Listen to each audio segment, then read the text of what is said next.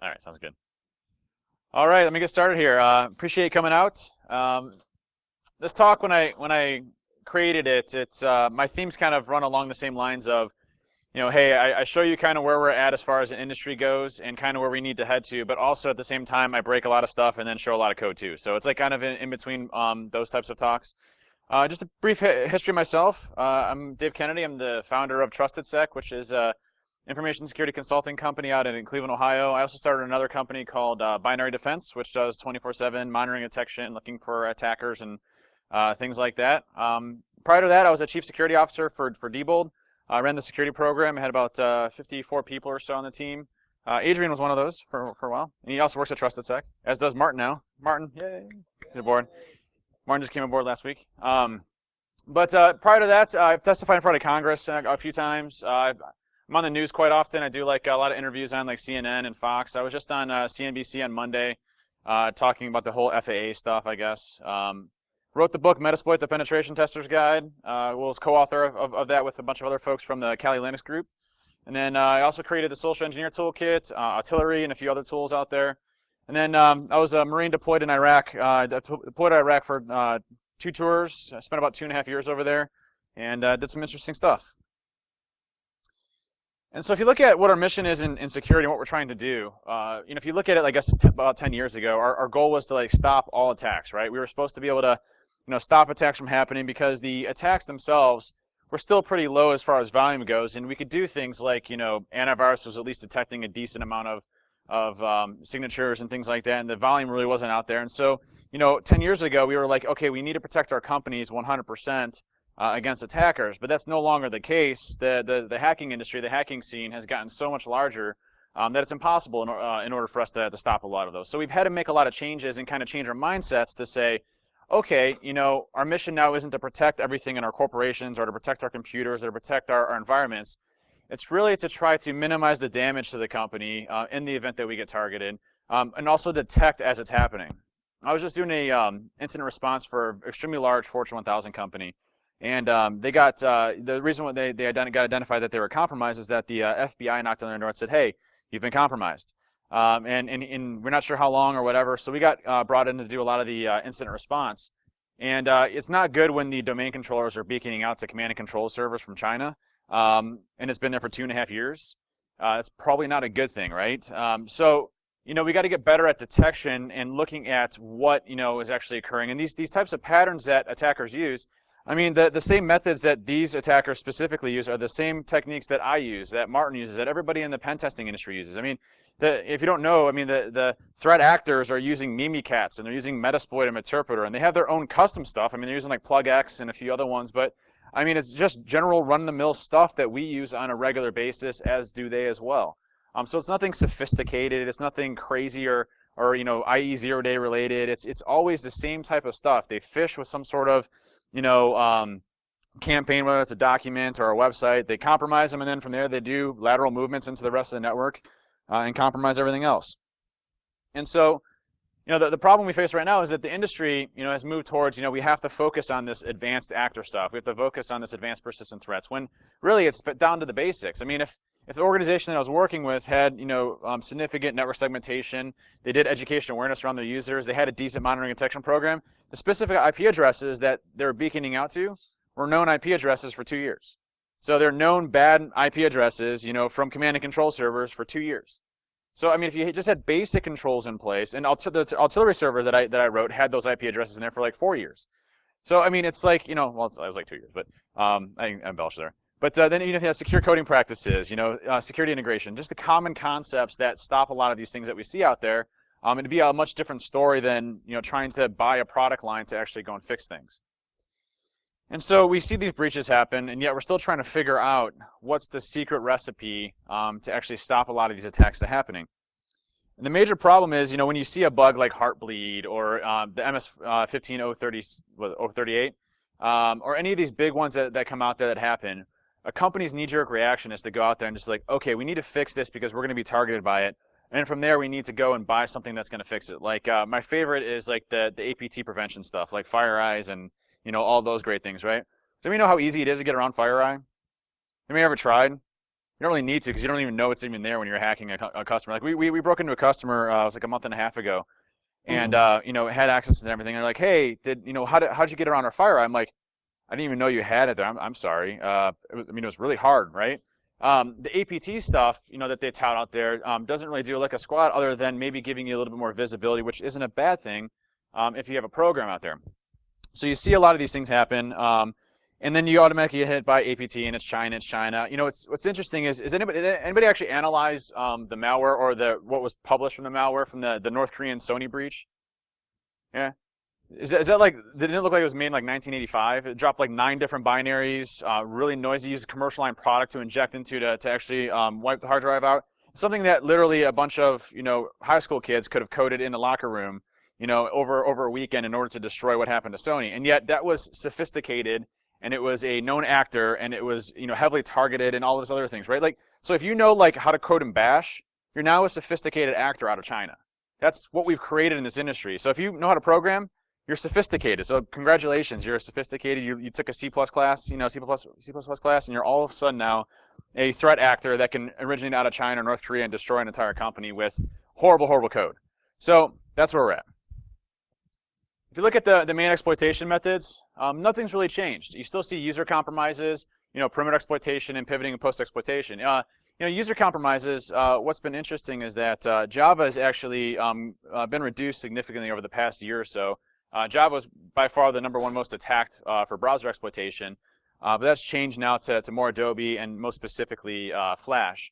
But it doesn't mean Adobe's any better. If you look at the update cycles for Java, it has like, you know, it'll be like, hey, we fixed like 270 bugs, and we also fixed like 970 security fixes. You know, so the coding's still horrible in Java. It's just people aren't actively publishing those active exploits out there.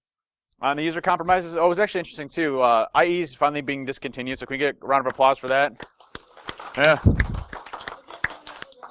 Well, so they're moving to Spartan, right? Which is the whole, you know, Halo theme or whatever. You got Cortana and Spartan now and everything. And so if you look at IE exploits were up 300% from last year. So it just goes to show you, I mean, you know, even a company that has a good secure coding practice type environment like Microsoft has gotten a lot better, probably one of the most sophisticated, still has significant exposures out there, especially when you introduce a lot of complexity. But I mean, you know, the two main exploitation methods that we typically see, you know, user gets phished, sends an email, compromises them, and it's usually through a malicious website. And those are usually the easiest because you can coax and make things, you know, pretty believable when it comes to a website, and especially if you make it somewhat believable in some way, shape, or form. Someone's going to click a link and compromise. The attachments are still out there, but much less prominent. You know, if you look 5 or 6 years ago, you had the, you know, zip files with an exe inside of it, and people weren't filtering on that. So someone would open up a zip file and then open up an exe, and then they would get compromised, right? Now it's more so on like document or file format bugs. So like, you know, Adobe things, you know, Office product lines, but those are still less common. Perimeter exploitation, a lot less common as well. I mean, when you can go in and phish individuals, it's a lot easier to target an individual than it is to try to hack and find SQL injection and then from there compromise. But a lot of cases, the CMSs are being hacked, like WordPress, for example, or Joomla. It's mostly on the vulnerable plugin extensions that a lot of those sites have. They'll add an extension that has a vulnerability on it, ends up getting compromised, and the website, the web server itself becomes compromised. And then the pivoting and post-exploitation. Again, I mean, to obfuscate something or to encrypt it or to make a payload not get picked up by endpoint protection is extremely trivial. And so if you look at like Symantec endpoint protection or McAfee or Sophos or all of the different, you know, antivirus vendors that you see out there, they're all extremely trivial to get around, and you can buy a program online for 30 bucks, or you can even just find the free ones that are online that crypt them for you. There's one out there called Hyperion, which is a really great one. It's if you haven't seen it before, it takes your executable and it encrypts it in an AES container. Okay, so all of your shell code is encrypted in memory, right, in an AES container. And so in order to get access to that, it has to brute force a key. So it actually brute forces itself, and it uses a weak AES key and then brute forces itself until it finds that key, and then it decrypts itself in memory. So it's a unique one every single time. It's kind of an interesting concept. Really big fan of that. It's an open source one. The new version just came out, does a lot more obfuscation techniques. But really, those are easy to get. And then pivoting and post-exploitation, you know, compromising a site, and from there going into one, hacking into the rest, you know, kind of a trivial challenge. And so, you know, we have the same problem. the industry focuses on technology versus what's really a people problem. It focuses on expanding the security program and making it larger and getting more people and getting more technology to support those people and being able to try to get to a program to where you can identify threats faster. The problem is that security for me isn't a technical problem, it's a social one. And has anybody ever seen, what was it, Ancient Aliens before, right? I watched the show for the first time, and I always saw the memes come out with this guy, it's like aliens or whatever. But I think he was explaining how like Franklin Delano Roosevelt had, architected this triangle in downtown Washington, DC, that could be a sign for aliens when we come in, that we're the focal point, and the United States is the focal point to come to, and I lost all respect, so I put them in every one of my PowerPoints. But security is something that, to me, is more of a communication issue than it is a technology one. I mean, we obviously need technology to prevent technology, but in most cases, a security program inside of a corporation isn't structured to handle what we see out there. I mean, you look at any type of chief security officer, in most cases, they're dealing with business things, and then you have the team that's kind of underneath them, and then they're fighting fires every single day, and they're not structured in a way to really be successful because the company doesn't understand what they do or what they're trying to do. In most companies that you see a successful program, they have a very good presence for all their people. And so for me, we need less people focused on doing specific technology things or less solutions. We need an industry that isn't focused on products. And what's interesting is there's a big conference going on right now called RSA, right? I haven't gone to I went to RSA once, and I'll never go again. I walked into the vendor area, and I literally got sick to my stomach because of what they're doing. I mean, they have booth babes and people with like cash and these little things, trying to grab cash and stuff like that. And it was just a complete show of trying to coax you into going to their booth so that you can buy their products. And that's exactly what this industry has turned into, which is a pretty scary one. I mean, granted, I'm sure some of the technology is really great, but it's usually put into place before a program actually gets established. And it's just, for me, I literally got physically sick to my stomach and had to walk out of there, and I'll never go to RSA ever again. And so if you're familiar with the purple team, I've said this concept a couple of times, but it's a combination of the red team and blue team. It's working together, and I'm a huge fan of it because is anybody here on the defense, like protecting? Anybody here on the offense? Is anybody here not in security at all? Just curious. Okay, that too could be. I have that effect.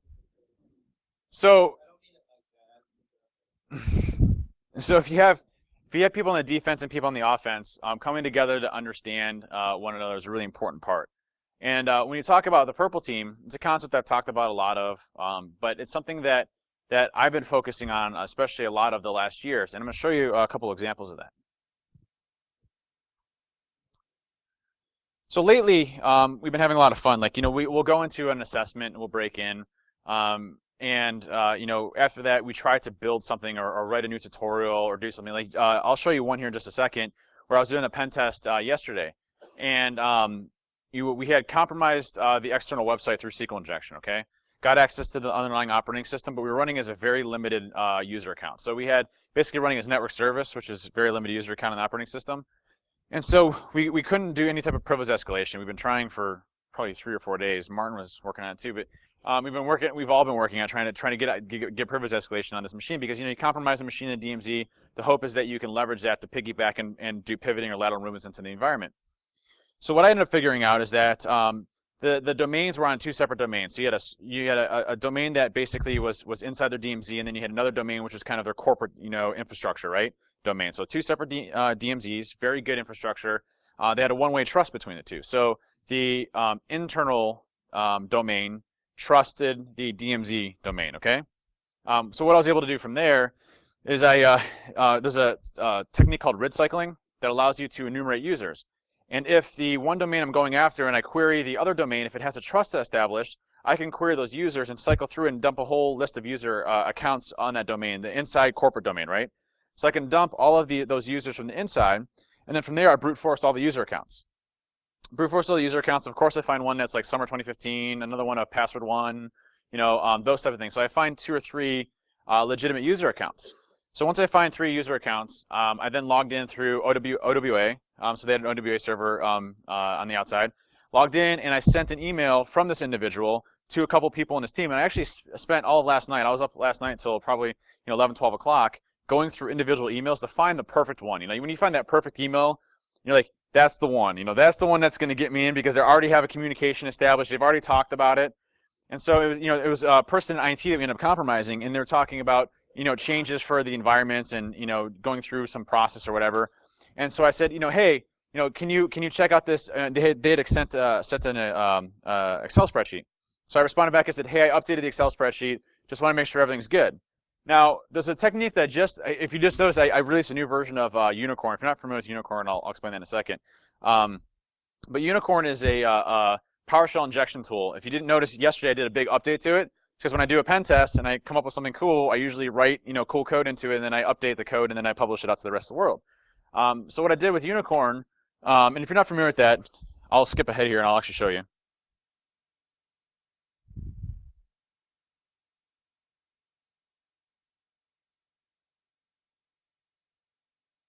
So Unicorn, if you're not familiar, PowerShell is like amazing, right? It's the coolest thing that's ever happened to both the defensive side as well as completely the offensive side as well. So if I have the ability to do anything, when I say anything, like if I have the ability to do any type of what we call remote command injection or remote code execution, PowerShell is by far my go-to, like, number one. Like, I don't drop binaries on computers anymore. I don't install malware or anything like that. I just use PowerShell completely. I don't even touch generating binaries anymore because PowerShell is the most effective. And so this technique, and you can get this from our GitHub site. It's github.com/trustedsec/GitHub. I use this on almost every single pen test that I do because it's so effective. And what this does is, if PowerShell is installed, which by default it's going to be installed on anything Windows Vista and above, and anything Server 2003, Service Pack 2 and above, I believe, but definitely 2008 and 2012. And so with PowerShell, what you can do is that you can basically call the .NET assemblies. You have a full-fledged programming language at your fingertips. And what you can do with this one is there's an individual named Matthew Graber that came out with the concept of being able to do native shellcode injection inside of PowerShell. So Metasploit shellcode or any shellcode that you have, assembly code, you can inject it directly into memory. And so I took that and I rewrote it to where it does what's called an x86 downgrade attack, where it's compatible with 64-bit and 32-bit. I'm not going to go into all the details because I'll lose everybody. But once you run this command, it executes it. And it gives you a command, text file that you can basically copy and paste into anywhere that you have a command prompt at. So what's important is you can embed this into Excel documents. Whenever you have SQL injection, you can use this. Whenever you have a payload, you can now use this. So anywhere that you have the ability to, when you've compromised the system, to be able to run a command, you can execute this, and it gives you a command prompt, and it doesn't touch disk. It doesn't do anything. It doesn't make any modifications or historical data. The only way to detect this is if you were to be looking at memory forensics or memory analysis and looking from interpreter directly in memory. So to show you what this kind of looks like, I'm just going to grab my IP address real quick. And so here's my IP. So I'm 192.168.134.171. And if I run Unicorn, it's going to give you the syntax. And every cool hacker tool has to have ASCII art. So I put a unicorn in there. It's amazing. Oh, here's the rest of the unicorn here. There it is. Okay, sorry. There's the unicorn. It's a very big unicorn. So you run Unicorn, and then what it asks for is the payload that you want to specify. So in this case, we're just going to use a Metasploit payload. And then the IP address, and so we need the IP address of where our attacker machine is at. If you're familiar with Metasploit, that's our L host. And then the port that it needs to communicate with us on, okay? And then what was added yesterday was an improvement onto the macro attack. So this will automatically generate macro code for you that you can embed this into a Word document and a PowerPoint and Excel document. And then literally as soon as they open it, and they obviously have to enable macros, but if you do a good pretext, it's not a problem. It's going to inject PowerShell into memory without touching disk. It's not going to do a download or anything like that. It's going to automatically compromise the machine and impact them, and it gets around antivirus and everything else out there. So I'm going to go ahead and run this really quick. I'm just going to show you two ways of doing it.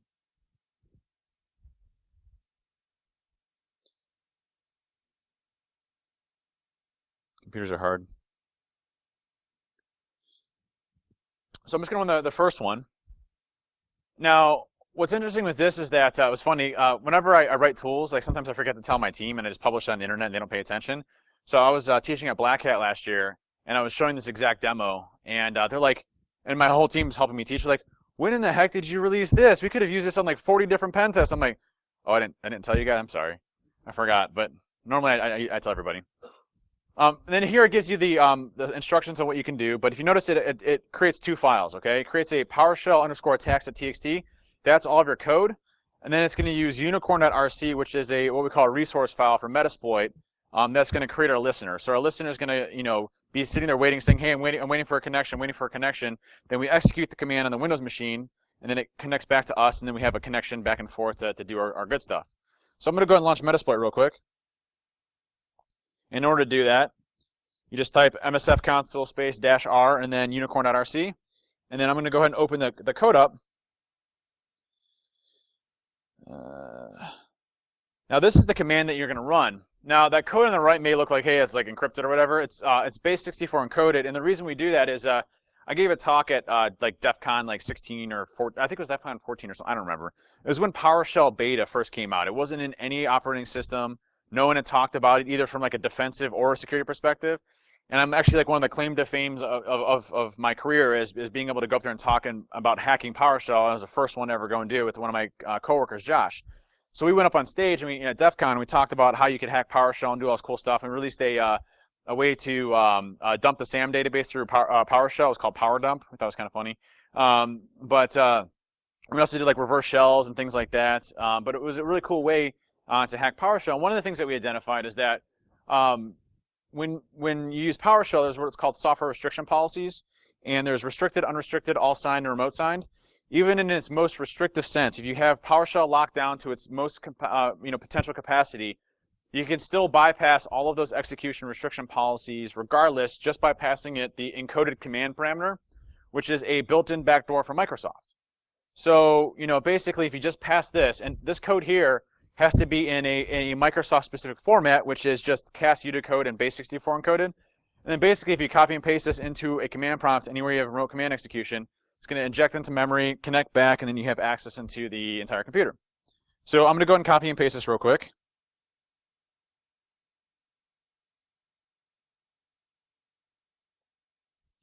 And if I just copy and paste it into the command prompt here, right? There's all my PowerShell code. I'm going to go ahead and make sure my listener's up real quick. You get this here, right? Hit enter. We'll get our shell back here in just a second. It takes a sec. Sometimes a little bit longer depending on how much I do it, or if I messed up something, which I could have. It'll work, don't worry. It might not work. Let me just check what I did here. I might have done something wrong.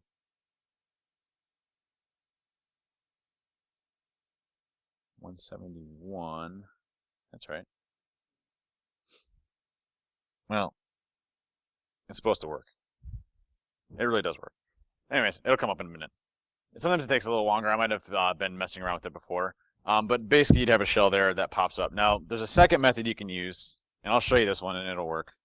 I'm going to reboot this guy real quick. Actually, I guarantee I know what happened.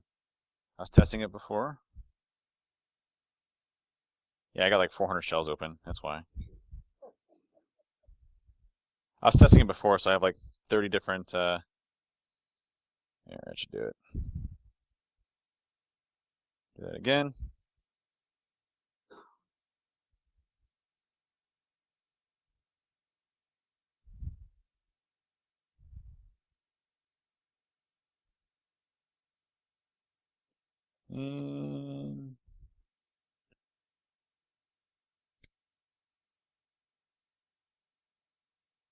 And nothing. So anyways, it's magic. The next one we can do, I'll show you, is the macro attack. I'll get that to work. So instead of just specifying the port, the reverse handle in the port, you specify macro, and it'll copy and do all the macro encoding for you, and then basically capture a macro. Now, why wouldn't that work? It's going to reboot. I just rebooted today, so I'm sure Windows needs another one.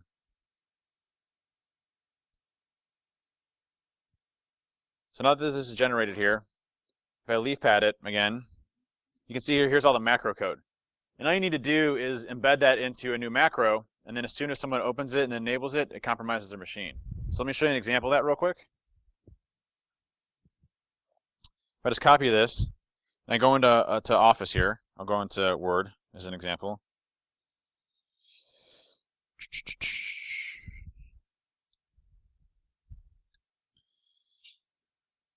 And if you're not familiar with using macros, you have to enable them first. And this is for Mac, but I mean, you have to do the same thing in Windows as well.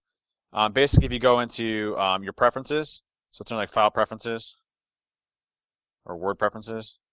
If you go into here and you go into Ribbons, there's a Developer tab down here that you have to add in one of these ones. Yeah. Where? Right there. There it is. Thank you. So that's already highlighted, and that gives you an additional tab to mess with macros inside of either Excel or Word. And so you notice up here I have a new Developer tab.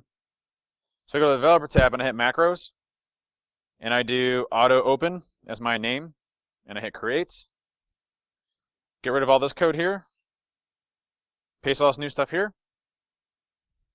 Then you hit Exit out of here, and we save our document. Now, in this case, when I save it, you want to make sure you save it as a macro-enabled document. So docm, save, and now you're good to go. You've just created your fully malicious payload that as soon as they open it, compromises the machine, and that took like what, 30 seconds or 2 minutes or something like that, right? So it's ready to go. And what's cool about this one is there was an individual that submitted this, the macro piece, which is awesome. When he did that, one of the cool things he did, and I just changed it around a little bit, is when they open up the document they hit enable, a box is going to pop up, and the box title is going to say critical Microsoft Office error. And it's going to say this document appears to be corrupt or missing critical rows in order to properly open. We're now going to close this application. Please use a recovery method of recovering it. And then it actually goes and closes the application. So they open it up and it says this file's, it pops up and says this box is corrupted. You hit OK and it closes the whole application. So people don't usually see what actually occurred, and it actually compromises the machine. You get access to the system and all that good stuff. A couple minutes to mess with. I'm going to try that again here, the unicorn stuff real quick, because I know it works. And I know I sacrificed like 4 chickens to the demo gods earlier, so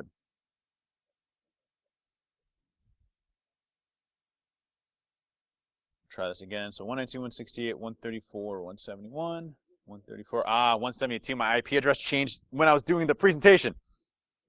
Not supposed to do that. Wasn't me or my code. 172, it changed. Oh, well, hang on. See, 172. See, when I did an ifconfig, it was 171, and when I did ifconfig again, it was 172. Like literally, they changed it right in the middle of me. That's so messed up. No, yeah, they want more chickens. A lot more chickens. What? No, the wine and chicken. It's gotta be. Yeah, we gotta fry the chicken. I didn't fry the chickens. No, that's actually an inside joke. When we were first starting TherapyCon for the very first time, we decided to drive to Louisville. Aaron, my wife, and I just drove to Louisville, and we're all getting together to meet at this nice restaurant. To meet, talk over what we're gonna be doing for DerbyCon, go see the place and everything, because we're trying to find a building to go to. And Martin comes out and everything. I call Adrian. I'm like, hey man, where are you at? He's like, man. He's like, I'm just gonna stay home. I got a box of fried chicken and a bottle of wine. I'm good. I'm like, all right, man, that's fine. Whatever floats your boat. Thanks for coming out, Adrian. Appreciate it, buddy. Yeah, that was DerbyCon 0 before it all started. All right, so once this loads, we'll go ahead and run it again if my IP address hasn't changed.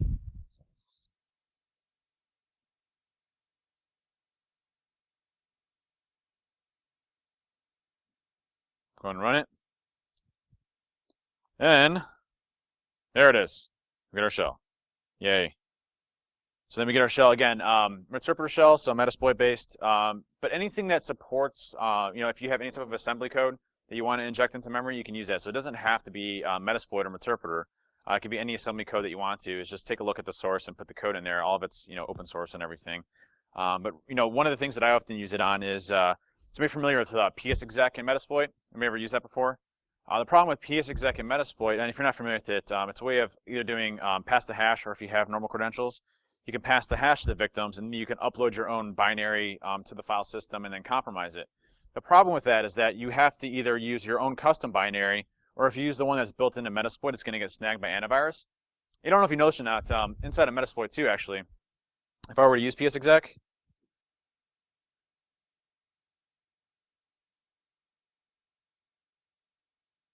close screen real quick. You actually have a directive that's show advanced. So you do show advanced, there's some additional settings you can do in there. And one of the ones that I often use if I'm going to use this and I want to use a custom exe is you can do set space exe : custom, and you give it the path to your binary in order to use a custom binary that you've already packed instead of the one that's built in a Metasploit. Oftentimes those get picked up by AV and things like that, so you can run your own custom one. But with this attack with PowerShell injection, you can actually use the psexec commands one, which is a very good module. And that's under auxiliary, so if you use auxiliary, admin, SMB, psexec command, you do show options on that. You can actually do set command, and you just paste the PowerShell injection code there. And then what's also nice about psexec command is if you're familiar with psexec, you can only do one host at a time and only supports R host. In this case, psexec command supports R hosts, which you can do entire CIDR notations. So you can just spray PowerShell throughout the whole network where you have credentials, and then you have just shells raining back. I've gotten hundreds and hundreds of shells from customers where you break in, and then all of a sudden I have a million shells thrown. And again, doesn't touch disk, doesn't trip anything. It's a completely harmless as far as traditional detection methods would typically see. And what's nice about psexec command as well is it supports hash values. So for the SMB pass, you can just paste the LM and then the NTLM hash, and then boom, you have access to those. You don't have to crack the hashes or anything else that's out there. I use that all the time. And if you're familiar with the Social Engineer Toolkit, this is actually all built into set already. I think I have set in here. Yeah, I'd hope so. So in the Social Engineer Toolkit, if you go to option number 2, you can just do number 6, and it'll do everything for you. It'll create the PowerShell injection code for you. It'll create your listeners for you automatically. It'll ask you the ranges that you want to specify, and then it'll ask you for your username or password hash, and then it'll go ahead and spray the whole network for you automatically. So it creates all the stuff for you, all the commands that you need to use, and kind of does it automatically.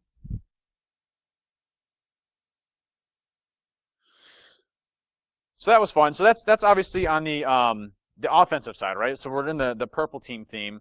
There's a new tool that one of our guys wrote, Jeffrey Walton, who made a tool called Ships. And if you're not, has anybody seen Ships yet? If you haven't, it's pretty sweet. It's open source. This is for the blue team. And what's funny about these acronyms is, like, you might think like these acronyms are sophisticated, like when they come out with them. Well, Ships, we ended up creating because one of the guys in the office, we had a chips bet at the Mexican restaurant to see how many bags of chips he could eat. And so he ended up getting 9, and so we're going to name the tool after him. We're going to call it Chips. But we couldn't find an acronym for C. So we ended up calling it Ships because it sounded kind of piratey, and then we had to come up with an acronym for that. So that's how we kind of create all of our names at TrustedSec when it comes to our tools. But here you can see Ships is kind of a blue team effort where it's a really easy Ruby framework. And what happens is a lot of times when you compromise an organization and you go after them, what happens is you compromise one machine. Let's just say it's a user machine, right? You get privilege escalation, you get administrative on that machine, and then you grab the username and password hashes off of that system. And a lot of times that local administrator account is the same on that one system as it is in the rest of the organization, right?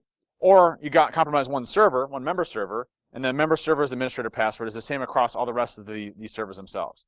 Very easy lateral movement for us as attackers.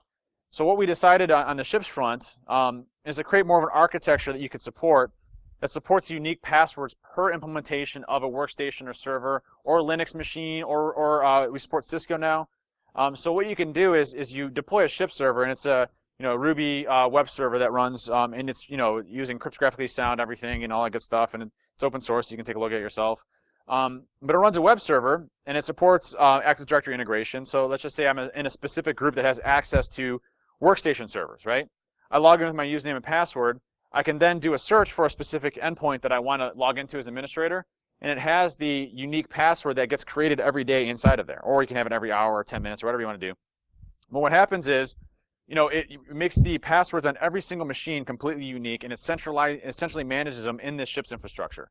So each endpoint, each server, everything has a completely unique local password. And it doesn't have to be the local admin. It can be any passwords that are kept on those machines or servers.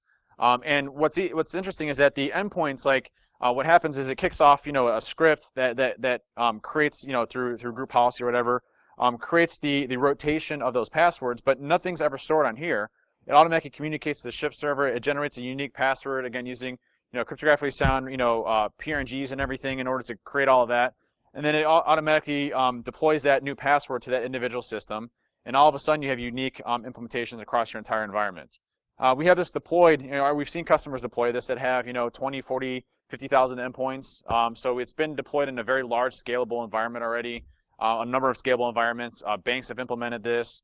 It's a really cool open source project that's more on the blue team in trying to stop a lot of our pivoting and post-exploitation scenarios. It's kind of the look and feel.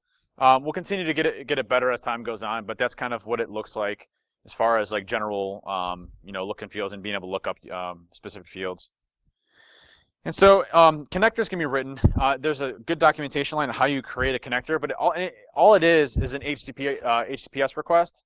So literally you just generate a quick script that anything that supports HTTPS. We have connectors already for Linux, for Unix, for Windows, for OS X. And Cisco's already written, as we haven't published it yet.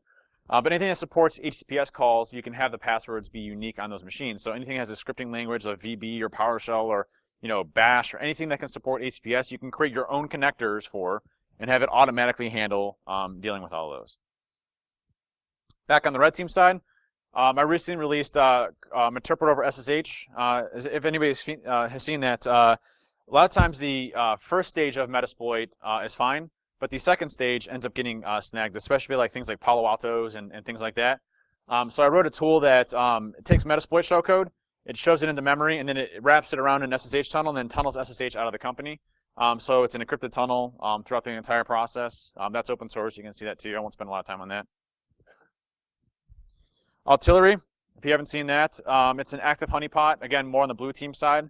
This is one of the tools that I write that focuses on developing kind of a honeypot infrastructure that can detect attacks and then from there help out. It also does file monitoring, all that good stuff on the operating system. Looks for potential compromises on the systems, things like that.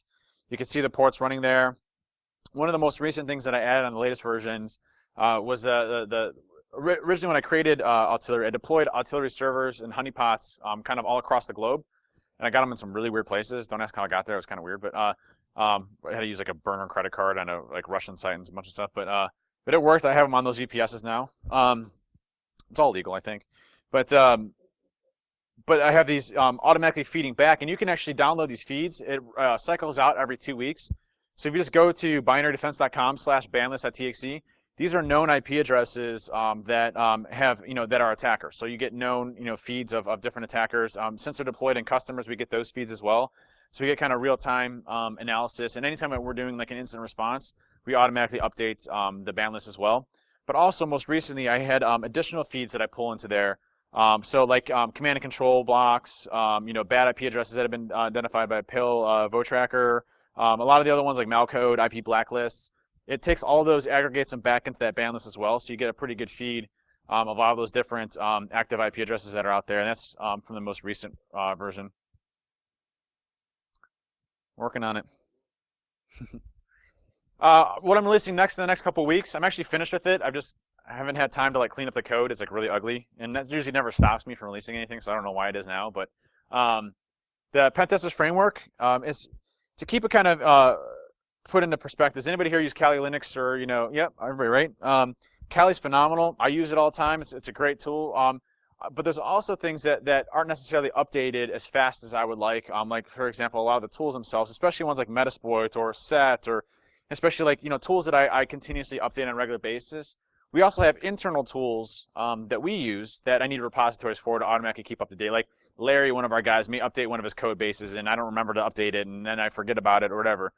So I created this thing called the Pentesters framework, and it's a Metasploit feel type framework that allows pen testers to create their own their own tool sets and own distributions for their teams, and then share that so that you can continuously keep all of your stuff up to date.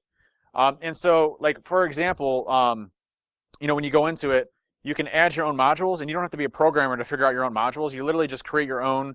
I'll show you that in a second, but literally it takes about 30 seconds to 5 minutes maybe to create your own module to create it. Then you have your own tools in there, your own repos, or your own infrastructure, your own tools that you go pull off from the rest of the world, and it automatically keeps all of your stuff up to date real time. And I'll show you an example of this.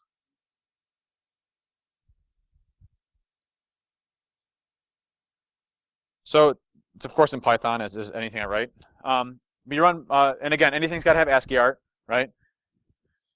And then so you get into PTF, and it automatically detects what platform you're on. So if you're running Debian or Ubuntu or Red Hat or whatever you end up running, it's going to detect that platform and then automatically associate that with RPMs or whatever you're doing for specific package management. Or if you're not using it at all, it'll install it separately.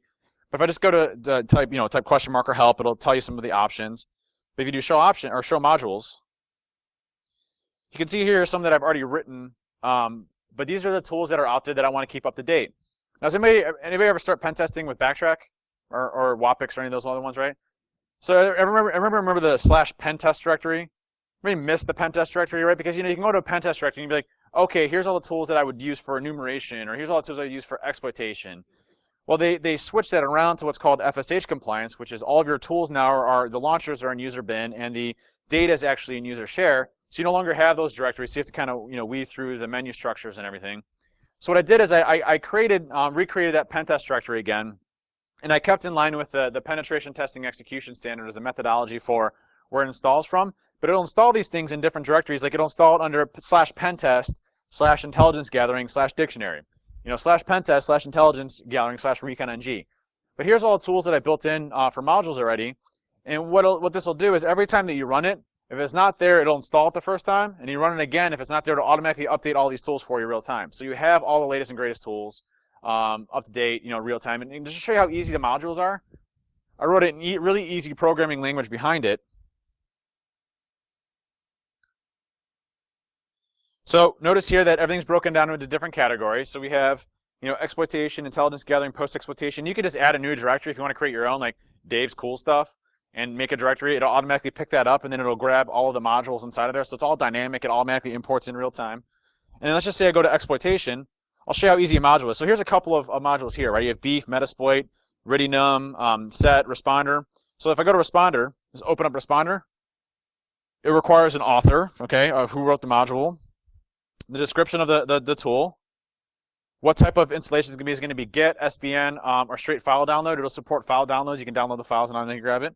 The repository location, install location, and then Debian, and then I created something called after commands, which is like sometimes when you download a file, it's not just a script; it's an actual application that you have to run, configure, make, and all that stuff.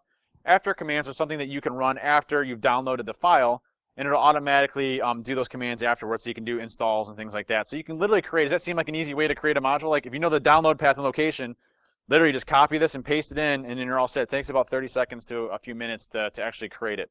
So you can create your own modules, your own tools, and keep them up to date real time.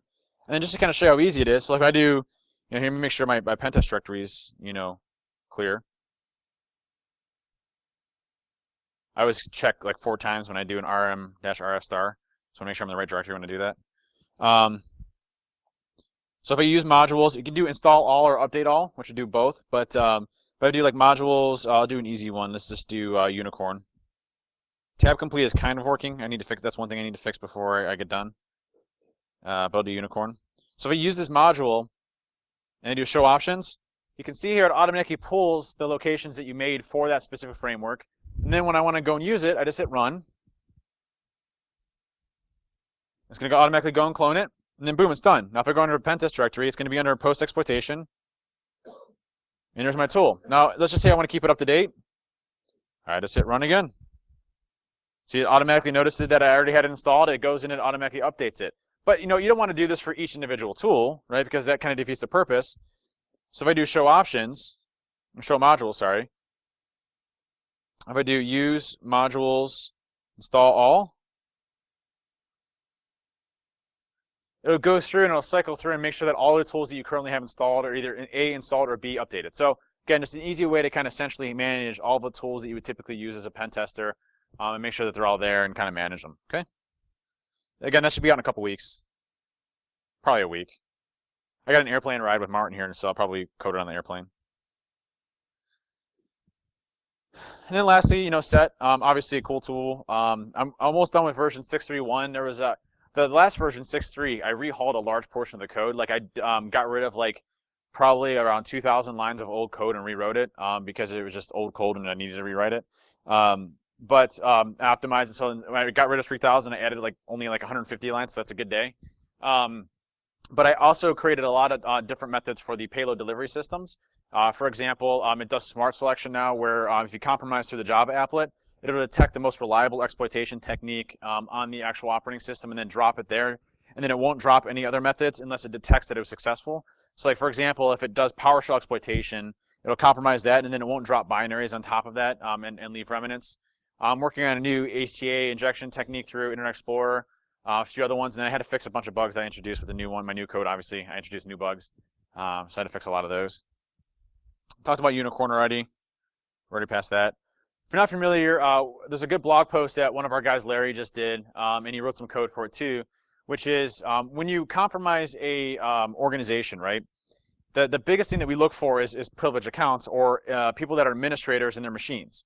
Because usually a lot of times if you go to the administrator's machine, either A, they may have a Kerberos token that we can impersonate, or B, they might have credentials on that system that we can use in order to do it. What Larry wrote was an automated way to sweep the whole network, looking for privileged tokens, both Kerberos tokens and clear text passwords. If you're familiar with Mimikatz, uses an undocumented feature with an LSAS to query something called wdigest, which extracts a clear text password from memory. It does all of that for you and sweeps the whole network and then gives you basically a text file of all of the creds and the privileges that they have. And then it'll hunt for specific tokens that may be elevated and give you those tokens so that you can use those tokens to elevate your permissions in an environment for lateral movement. So this is Password Hunter. Let's just go through and grab your passwords. There's also Token Hunter as well. There's a blog post at the bottom there. If you just Google, Password Hunter and TrustedSec, you'll find it. It's a recent blog post that we did in January, but it walks you through the whole steps of what you need to do. So that was a lot of offensive and defensive type stuff.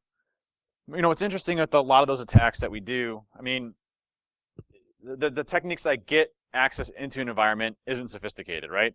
If I compromise one machine and that one machine can only communicate on like 18443 to the data center and not to any other people next to them, like new workstations, is it very hard for me to pivot and exploit the rest of the environment? Yes, right? So network segmentation alone makes it much more difficult for me as an attacker to compromise the rest of an organization. Doing things like removing administrative level rights from users. Privilege escalation is a very challenging one if you're fully patched and up to date. And it takes a little while for me to get through. And again, we're not trying to make it impervious, but we're trying to make it a lot harder. Did you know you can disallow PowerShell from regular users? PowerShell is probably one of the most used methods right now. If you have Server 2008 or above, you have something called AppLocker. Well, you also have software restriction policies too, but AppLocker is basically application whitelisting built into Windows for you. You can specify, hey, disallow PowerShell for normal users. So if a normal user goes to run PowerShell, it doesn't work. Does a normal user ever need to use PowerShell? No, right? So that's one thing we should be stopping right now, is disallowing PowerShell from just our regular user population. You can also do, like 90% of most malware infections use the temp directory to drop malware into. Just literally, like, if I'm downloading something from IE or I'm getting exploit in IE, the downloader to the stager gets dropped into the temp directory, and then it gets executed from there. With AppLocker, you disallow executables in the temp directories. Now, granted, there's a couple of crummy applications that still use that, like Java, for example, so you have to whitelist those. But aside from those, I mean, literally, you disallow those, you stop 90% of your malware infections, and you stop PowerShell injection, which is one of the most prominent infection vectors that you see out there. So those are two things that you can do right now that literally hinder a lot of the stuff that we would traditionally see out there.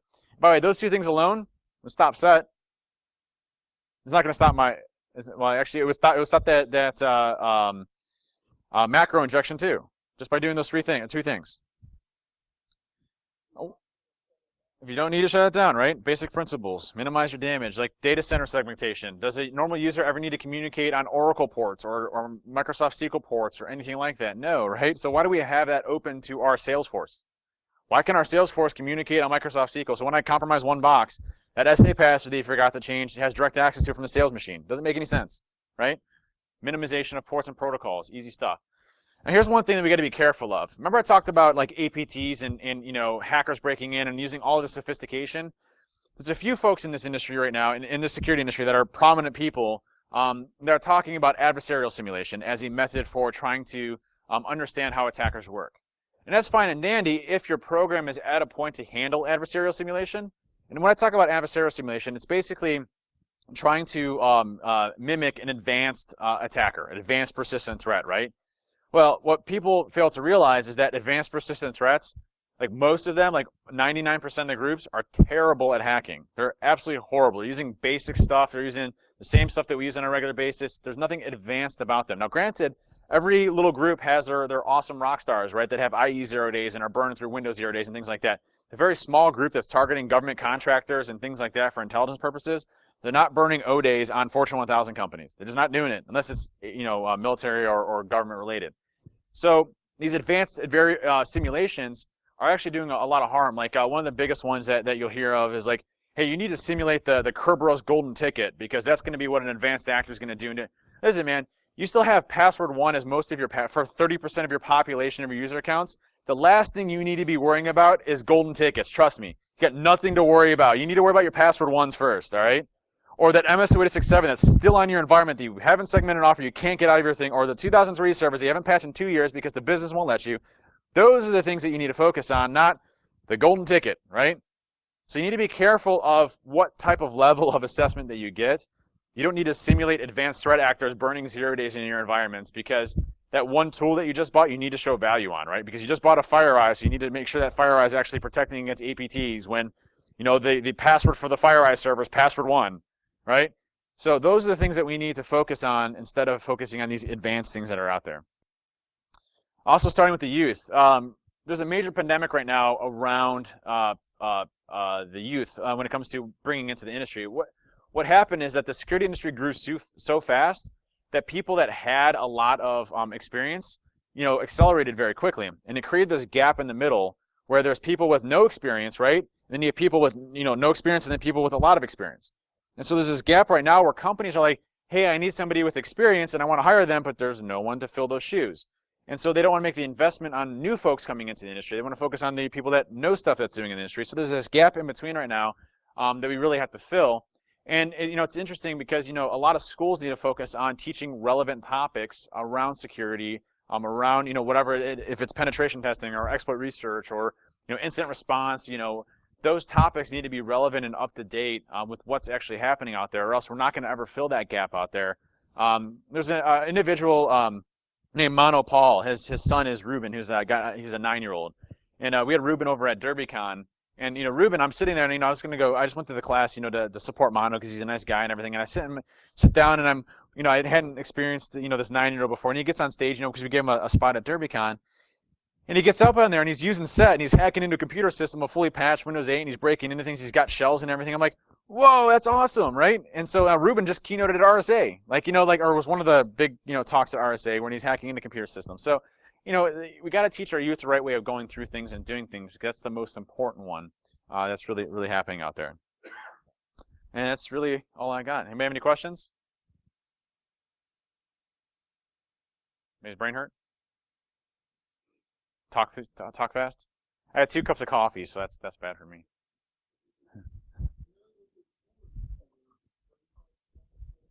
Testing framework. Yep. Yep. Actually, yeah, I know. I got around to writing it on an airplane ride one time, so it worked out. It's funny. What's funny is whenever I code projects, I'll get 70-80% done with the project, and then I totally forget about it, and then I don't touch it for 2 years, and then I'm like, oh, I had some cool code here. I should probably finish this up. And so interpreter over SSH, I had written 3 years ago and totally forgot about it. And then I'm like, oh, I need this on a pen test. Wait, didn't I write something about that? And then I'm grepping through my folder, looking for all my code, and oh, this would be cool to actually publish the community. So then I publish it and I forget about it. So I actually have a folder. I mean, this is no joke. See this folder right here? This is all my, oh, you guys can see it, hang on. This is that secretive. See this folder right here? This is all the cool stuff that I really want to release, but it would literally blow up the internet type stuff. So I don't release it yet because the internet can't handle it. So one of the things that I wrote is a way to do Meterpret over SSH over HTTPS, and it's proxy aware. So literally you can tunnel, Meterpret traffic over SSH over HTTPS out of the network, and it's fully encrypted, right? But that would blow up the internet. So I don't want to release that because it's going to blow up the internet. So there's a lot of stuff in this stuff folder that is really cool, but I just can't use it for probably another 3 or 4 or 5 years. So that's why I forget about it. I'm like, well, Meterpret over SSH, yeah, I guess I can publish it. Now it's not going to blow up the internet too much. So You know, there's 0 days and stuff in there that I've been messing with. You know, stuff have been patched. Believe me, this virtual machine is encrypted twice, and it doesn't leave my site. So, you know, those are the types of things that, you know, we're not at a capacity yet as an industry to really be able to handle. So why, you know, do the industry harm when you know there's things that you can do. But you know, someday I'll be able to release it, and it's gonna be really cool. And I'll be like, oh hey, I forgot I coded that 4 years ago, and finally you know, we don't have MS-206.7 on our servers anymore, so I can use this one now. We'll see. Probably not gonna happen. Any other questions? All right. Well, thanks for having me. Appreciate it.